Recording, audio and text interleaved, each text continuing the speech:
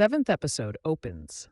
While Eregion is engulfed in the darkness of ash, lit only by fire and scored only by screams, Celebrimbor is having a great time.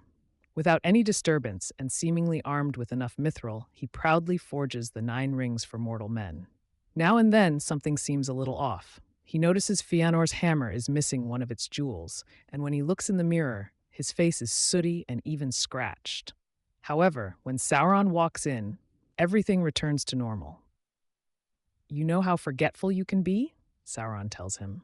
Celebrimbor drops a sobering fact into conversation. He's been forging the rings for weeks, meaning this, admittedly impressive illusion, has been concealing the destruction and bloodshed outside his home for all that time. "The rings of power are nearly complete," he tells Sauron, who says it'll be a sad occasion when they part ways. "All things must end," Celebrimbor says, with more than a hint of relief. "A pity, is it not?" Sauron asks, and his face falls into a scowl as he walks away. Outside, Adar's attacks have filled the sky with so much smoke that they've blocked out the sun. The elves are eager to fight back, so Sauron takes command of the city's forces and permits a counterattack. Celebrimbor's mind is gone. "We are alone," he tells Myrddania, who softly takes his hand. "When the time comes, I will see that you're duly rewarded." Sauron tells her, but he's distracted by Adar's siege engines falling silent. Meanwhile, the orcs turn their catapults away from the city towards a cliffside down the river, and their ingenious strategy becomes clear. They want to dam the river to clear the way for a ground assault, and it works. Back in the forge, Celebrimbor sees a mouse, the same one who scurried past him earlier. Strangely, it behaves in the exact same way, almost as if his surroundings are playing on a fixed loop in lieu of Sauron's presence. Narvi tells King Durin about Eregion, who shows no concern for the elves. He's more interested in the spoils of war. "I need the mine taken back now. Every hour that we delay costs us unthinkable wealth. We must take it," he tells Narvi, believing he could charge an unholy premium to arm the elves with mithril. Prince Durin and Disa await the king's men down in the mine, who soon arrive with their pickaxes in hand. Thankfully, Narvi reveals that they don't support the king and tells Durin that an elf, who's been banished from all dwarven lands, is waiting outside for him. Yes, that's right, we finally get to see Durin and Elrond back on screen together. They don't have time to catch up, though. Durin is about to overthrow his father. Elrond needs the dwarves. "I know I asked too much of you, but I need your axe, my friend. I need it now," he tells him. Warfare ensues at Eregion as the Uruks run towards the city, with elven archers picking off as many as they can from its walls. Myrddania spots other orcs rolling a ravager, basically a battering ram, towards them. Meanwhile, Celebrimbor studies the patterns around him, like the little mouse constantly running around, or the fact his candles haven't burned an inch. "Captivating," Sauron says with disdain, but Celebrimbor knows that he's wandering around a fallacy, a space out of time. "You sought peace, I gave it to you," Sauron says. "Whatever this is, it's hardly a gift," Celebrimbor replies and demands to know what's happening to him. "No emissary of the Valar would do this," he adds, and asks to know who Annatar really is. "I am the one keeping the storm at bay, balancing the very sun above your head, all to give you this one chance to prove your worth. Now I want the 9, Sauron screams. Celebrimbor throws his hammer at him, which smashes a nearby window. Suddenly, the truth leaks all around him. Parts of the forge's ceiling have collapsed. He's covered in dirt, and the mithril he's been using now looks like black gloop. "True creation requires sacrifice," Sauron tells him, and Celebrimbor immediately realizes that he's the Dark Lord. He stumbles outside, on line to get smacked to the side by the crash of a boulder. He runs to find Myrddania, telling her how Sauron made him a prisoner of the mind and forced him to forge the 9 rings. She not only doesn't believe him, but she looks scared. He orders Eregion's troops to seize him, but they refuse, understandably, believing Celebrimbor is to blame for the chaos around them.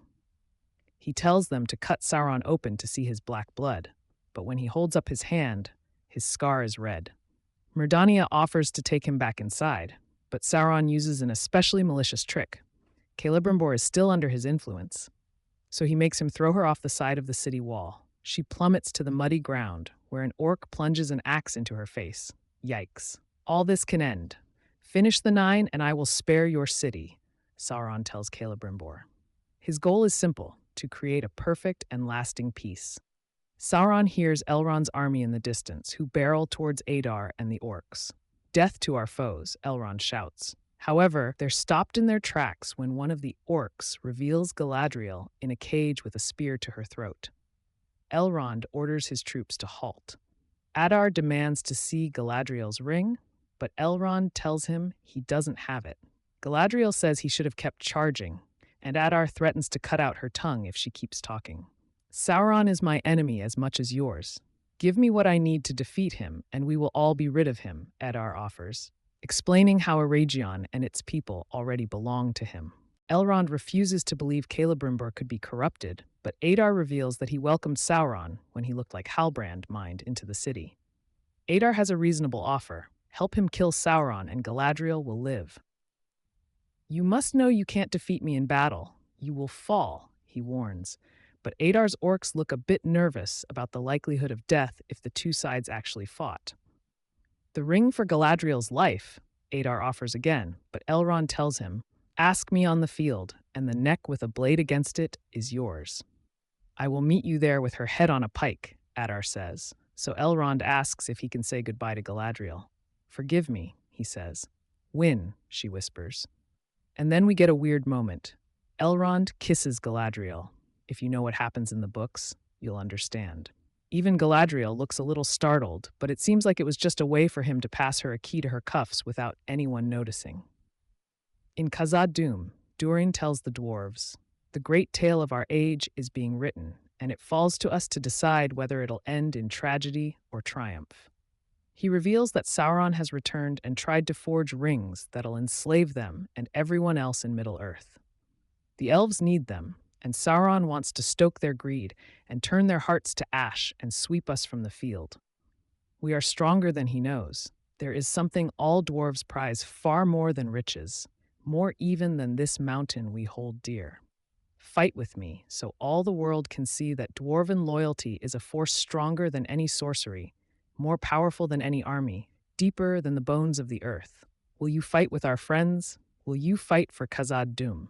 The dwarves are fired up, so Durin orders that they march for Eregion. Meanwhile, Elrond fights orcs in the woods, who kill his horse by slicing its neck. Elrond has his revenge. He stabs the orc in the chest and straps him to a catapult. At this point, orcs have started climbing into Eregion and scrapping with the archers, with the Ravagers slowly dismantling the wall. Galadriel slyly escapes, covering herself in a cloak and sneaking out of the camp as Adar cremates the dead orcs. In flames, they return to darkness, he says. She's almost caught, but Arondir shoots a few arrows from above and saves her. He's hell-bent on killing Adar, but Galadriel tells him there's a dearth of elven heroes this night. It'd be a pity to lose another. The true fight with Adar will come later. Over in Khazad-dûm, King Durin kills the dwarves who don't carry out his orders.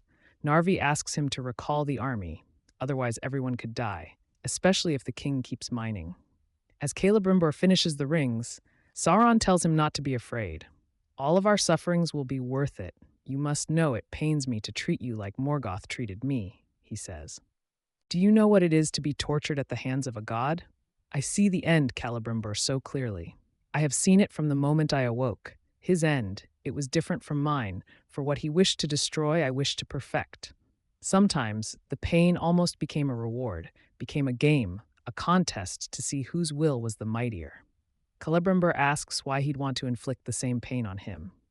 You chose it, not I. It all depends on the rings, and since you forced me to torment you to bring them into being, I am but a victim of your obstinance. And you, the true author of your own torment, he explains. You truly are the great deceiver.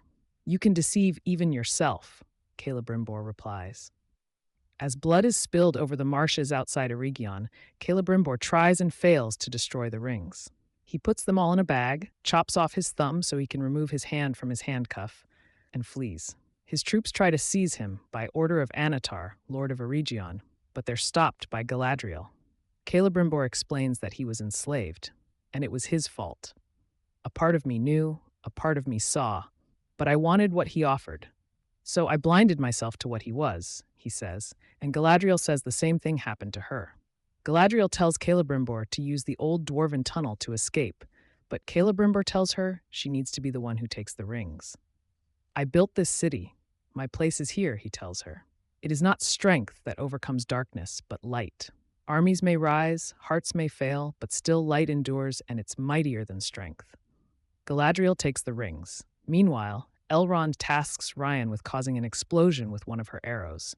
She's brought to her knees by orc archers, but she manages to stand up and arm her bow, successfully setting the area aflame. Elrond and his men run in as Ryan dies, mowing down countless orcs, but Adar has a backup plan. Damrod the Hill Troll. As he stomps into battle, Sauron hunts for the Nine Rings. Celebrimbor's soldiers surround him, but as Sauron reveals, everyone in Eregion is under his power, so he makes them kill each other and themselves. You will give me the nine, he says. Arondir, Elrond, and Gil-galad team up to kill Damrod before he can bring down the wall. The rest of the orcs run into battle, just as the sun starts to rise. But the dwarves don't arrive. Kill them all, Adar commands, and while Gil-galad holds his own with the help of his spear, there's more than a few casualties. Notably, Arondir finally faces off against Adar, who stabs him in the stomach and shoves him to the ground. It seems like he'll live, though, so don't worry. As the orcs bring down Eregion's wall, Adar finds Elrond and takes the ring. Have you forgotten your Rumel? Never make war in anger, he says, as he throws him to the ground.